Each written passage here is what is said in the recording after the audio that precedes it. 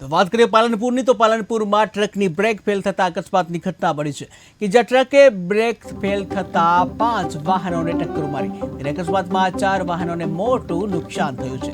ત્યારે Palanpur RTO circle પાસે ટ્રકની brake fail થઈ હતી ત્યારે આબુ રોડથી પાલનપુર તરફ જતી ટ્રક જે અકસ્માત થતાં જ હાઈવે ઉપર જે વાહનોની કતાર લાગી હતી ત્યારે 5 લોકોને ઈજાઓ થતાં હોસ્પિટલ ખસેડવામાં આવ્યા।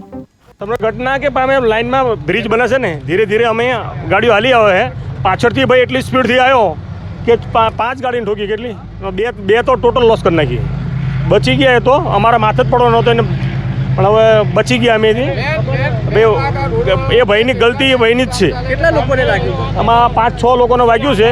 અમારી ગાડીમાં 2 જણા હતા, અમને કોઈ નથી વાગ્યું અને બીજા લોકોને વાગ્યું છે। બીજા નાના નાના છોકરા હતા, પેલા બ્લેક કલરની વરના રહીને આ ટવેરામાં હતા। રોડથી અહીંયા પાલનપુર જઈ રહ્યા હતા, અહીંયા અને આર્યા ટોલ રોડ અહીંયા નીચે જઈ રહ્યા હતા, તો પછી આ ઓલો સામેવાળો ટ્રક છે ફૂલ સ્પીડ પર આવી ગયો, 3 ગાડી આખી દબાઈ કાઢી। અમારી ગાડી એ 200 મીટર આગળ લઈ ગયો છે એમ, એવી રીતે બહુ સ્પીડમાં હતો, એમ કહે છે કે એની બ્રેક ફેલ થઈ ગઈ છે એવી રીતે, પણ સમગ્ર ઘટના કે